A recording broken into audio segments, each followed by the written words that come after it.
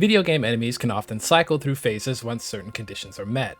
This can result in increased damage, swapping of routines, or gain a prerequisite that has to be completed before they can be taken down. In Monster Hunter, every large monster is treated as a boss fight, and they cycle through what is known as states during the hunt. Some monsters have an additional state that can be entered after accomplishing a goal. My name is Monster Hunter, and Velkhana's Rage State Ice Armor is actually just a supernova timer. In today's video, I'll be discussing altered states and the several ways monsters utilize them.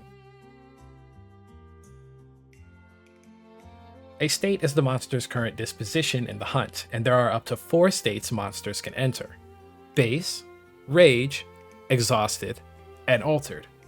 I say up to 4 because not every monster has an altered state, and Elder Dragons are immune to exhaustion with the exception of Nergigante. I don't know what's up with him, but he does. Base state is the monster's default state, where their stats are unchanged, their move pool is restricted, and there are no alterations to their form. This is commonly seen at the start of the hunt or after a monster exits an altered state due to the time running out or being forced out by external factors. Since I covered exhaustion and rage in my previous videos, I won't go too in depth here, but if you want to know more, make sure to check out those videos in the end screen or the annotations during each respective section. Rage is another state monsters can enter under the condition of having received a certain amount of damage. For a brief period of time, they have increased damage, move faster, and have access to new attacks, alter their mechanics, and interact with items differently. Exhaustion sees the monster move slower, attack less, suffer from items longer, and have weaker or detrimental attacks after having run out of stamina. Finally, the main focus of the video, altered states are a form that monsters take that temporarily or permanently changes the monster's mechanics after certain conditions are met. The rules of activation for altered states vary between monsters, such as entering rage, reaching a health threshold, eating, supercharges, multi-states, and more. An altered state is not a guaranteed success story and can instead add an extra layer to the monster's kit that both parties can exploit. Monsters typically remain the same after enraging, but there are some out there that enter a new state as a result. There are 2 types of rage-based altered states: rage-activated altered state and super rage altered state. Example monsters for rage activation are Anjanath and Zamtrios, and super rage monsters are Rajang and Molten Tigrex. A rage-activated altered state is a change the monster goes through as a result of having enraged. Since World is different in this aspect, I'll be covering Rise's version instead. In base state, Anjanath has no access to fire attacks. Upon becoming enraged, Anjanath's throat begins to glow. So long as this form persists, it has access to its fire attacks. In order to dispel this state, a certain amount of damage must be dealt to the head in order to pop its throat.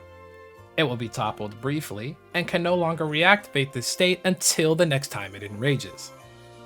For Zamtrios, it has 2 altered states that are relative to its enrage. When initiating rage, it covers its head, forelegs, fin, and tail with ice armor. As a result, the raw hit zone values of these parts decrease, while the fire elemental hit zone values increase. Breaking the ice on its body will simultaneously break the part that it's attached to if you haven't broken it already. After taking a certain amount of damage during its enrage, it will then enter its inflated state. The head, forelegs, and fin become difficult to hit for Blade Master weapons as they're out of range, but the belly is an easy target and a high raw and elemental hit zone value. What makes this form dangerous is Zamtrios' increased size paired with its rolling and jumping attacks. While it moves slow, it covers a large range, while also tracking its target.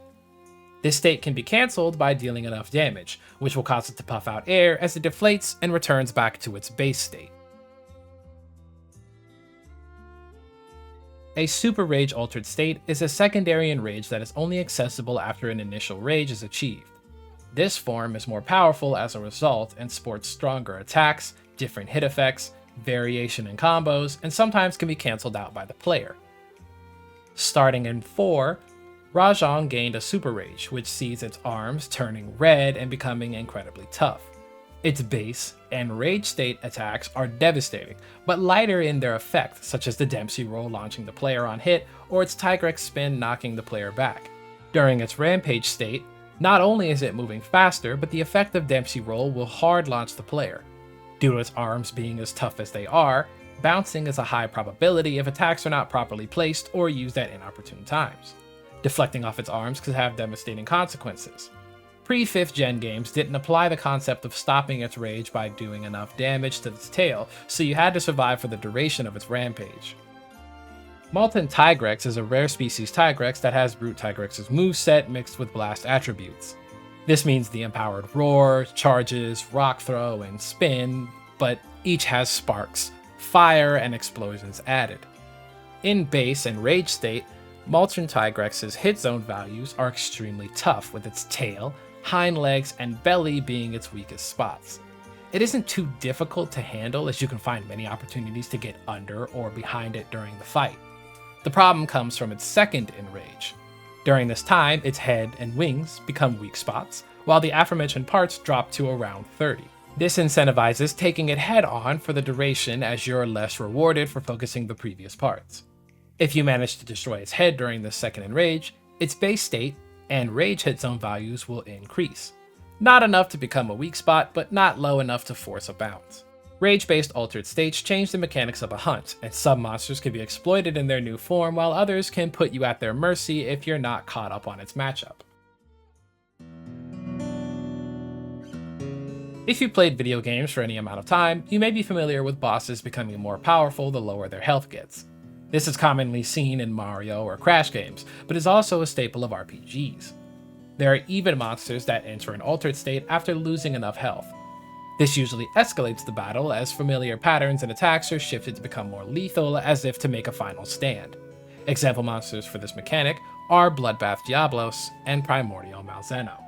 I need to find ways to talk or just show Diablos in every video, and this one just lined up perfectly. Bloodbath Diablos is a deviant from Generations Ultimate, and it fills the slot for health-based altered states perfectly. Bloodbath's base state has a moveset similar to regular Diablos, where its charge and dig attacks remain unchanged and has few alterations to attacks. After losing a certain amount of health, it enters its Enrage state. The most notable changes are the red veins that pulse on its body, its roar into charge combo.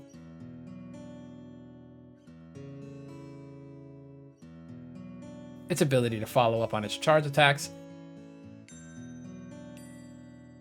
and its unique digging animation.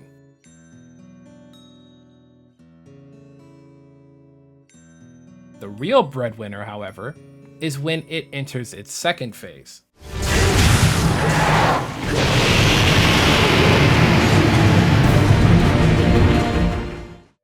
For the remainder of the hunt, it is permanently enraged. Charge attacks have 2 additional follow-ups, and its dig and charge attacks are dramatically empowered by steam explosions.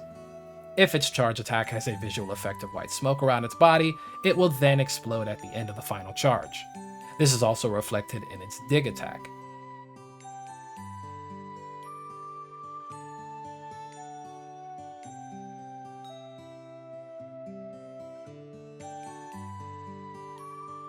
What makes this lethal is its ramping difficulty the closer you are to victory, by forcing you to respect what it's capable of and taking away safety after dodging with an area of effect follow-up.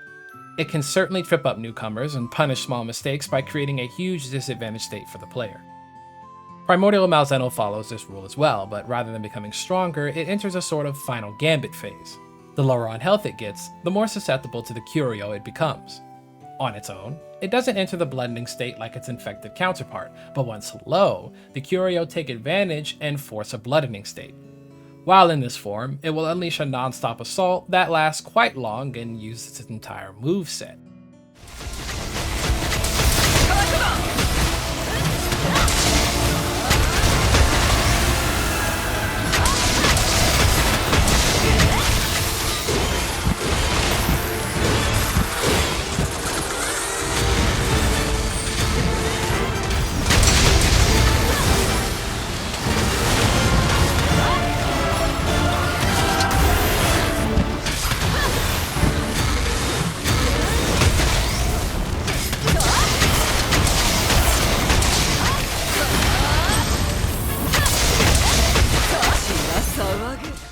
After it's finished, it will be left weakened and free to attack safely. If the player doesn't manage to kill it during this time, or remove its bloodening state, it will then get up and repeat the process once again. There are other instances of monsters having altered states at certain thresholds, such as Gogmazios and Dire Moralis, but I'll save them for a different video in the future. These health-based altered states follow a design that your progress in the battle is met with constant pushback rather than just slowly weakening the target over time. Nearly every monster requires a food source to recover stamina, but there are those among them that use food for other reasons. Monsters like Puki Puki and Kongalala will go out of their way to find a food source in order to change the properties of their attacks for a duration. While it does have an effect on their mechanics, it isn't necessarily considered an altered state. There are monsters who are capable of entering an altered state as a result, those being Great Jagras and Tetranadon. Great Jagras may be a pushover beginner monster, but it had a mechanic similar to Zamtrios where it would inflate its body. The difference is that it must eat something in order to do so. There are two ways this can happen: by eating an Anjanath or Kestodon,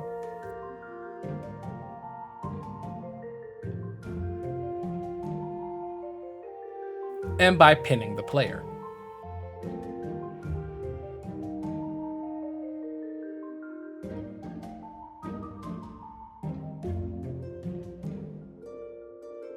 In base form, its attacks are less weighty and has no ranged options.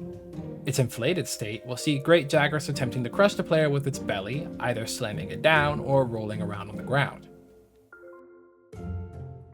It can also spit out chunks at the player either close up or a bit of a distance away. This form may be stronger, but it comes with a caveat of being both a raw and elemental weakness. In addition, if the stomach were to be broken, it would topple for a substantial duration. Tetranadon is the same as Great Jagras in that it eats gravel to expand. Can pin the player to enter its altered state,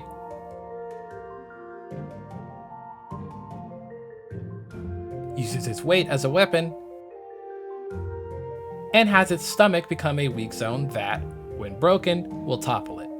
The difference between them, however, is if enough damage is not dealt to the stomach, it will expend the state to do a powerful water attack. A monster's ability to eat and change mechanics is few and far between, but can create an added sense of urgency when it comes to playing keep away as to not allow the power-up to take place. Supercharging is when a monster powers up either through a dedicated charging animation or by other active means to reach an altered state. While there aren't many monsters to pick from, the best examples I could choose are Zinogre and Tobi-Kadachi. Zinogre's game plan is to charge up as often as it can through the use of passive charging and active charging to reach its supercharged state. During its charging phase, you are able to attack its head safely as, under normal conditions, it's a bit high up for some weapons. Causing it to flinch or breaking its horn will halt the charge, but if you recognize that you've broken its horn or done enough damage and it hasn't stopped charging, then it is guaranteed to enter its supercharged state. Zinogre's attacks and combos have different properties, and it gains access to new moves as well as the ability to enrage. This form does shift how you deal with Zinogre, but not by a significant degree. It gains follow-ups like a third slam in its combo or a body flop after its running attack, but not enough to truly consider it a dangerous entity if you're paying attention. Simply dealing a total amount of damage to Zinogre, regardless of what part you hit, will cancel its supercharged state temporarily. For Tobi-Kadachi, it will change by standing still or latching onto a wall. Once it's done so enough times, it will enter its supercharged state. It isn't necessarily anything different from its base or enraged form, as it just adds the thunder property to its attacks. Another quirk is that its supercharge is only temporary, with it returning to base or enraged after a short duration. Monsters with the capability to supercharge are often left vulnerable while trying to do so, unlike Astalos. However, once they reach their supercharged form, their prior moveset gains a boost to its properties that can apply an extra layer of challenge. Generally, monsters are only allowed to enter one altered state at a time. Looking at a monster like Zamtrios, it has two altered states, but it isn't able to use ice armor while expanded. There are a few exceptions though, where monsters are able to utilize two altered states simultaneously. Those examples are Namielle and Rakna Kadaki. Namielle sports two elements, water and thunder, and as such has two forms, hydrated and charged. Its true base form sees it with a lack of color and looking rough, but still capable of using water and electric attacks. These water attacks leave puddles on the ground that can be affected by Namielle's physical and thunder attacks. In order to enter its hydrated state, it needs to absorb the puddles generated by its water attacks. After taking in enough water, its color will deepen and its raw hit zone values decrease while its fire elemental hit zone values increase. It can be knocked out of its hydrated form similar to how Teostra and Kushala can lose their aura, with enough Elder Seal damage or by toppling it enough times. To become charged, it simply has to use enough thunder attacks. You can tell it's charging if you spot electricity crackling around its body. When fully charged, its whiskers and wings will glow a neon blue. The moment this happens, you are now placed on a timer that counts down to its supernova attack. Even if you remove the hydrated state, it will create a large puddle beneath itself and shock the water, causing a large explosion. After the supernova, Namielle will lose its charged state, and if it was, at the time, its hydrated state as well. Rakna Kadaki's altered states are more technical than they are powerful. Her altered states are her web gown and egg sac. She starts every hunt with her web gown and arachnoids on her abdomen. Rakna Kadaki will use the arachnoids in combat to either move quicker by throwing them and pulling herself to them, or allowing them to attack independently. The web gown covers her 4 legs and are resistant to raw damage but weaker to ice element. Each leg can have their web broken, but after breaking 2 legs, all 4 will break simultaneously and she will be toppled. This will cause all of her arachnoids to flee. Her egg sac state occurs when she has lost all her arachnoids, which can happen by killing the arachnoids while they are out, killing them while they're on her abdomen, or breaking her gown state. After a short time, she'll apply the egg sac, which she'll use to crush you by throwing that wagon back. The sac also becomes a major weak spot and can be destroyed as well. Doing so will cause her to topple, and upon recovering, she will return back to gown state. If you don't destroy the sac, Rakna Kadaki will unleash a plume of fire around her, removing the sac and spawning arachnoids on her abdomen. A usual fight with her will revolve around breaking her legs, attacking her head, breaking her sac, attacking her head, then repeating the process back and forth until the hunt is completed.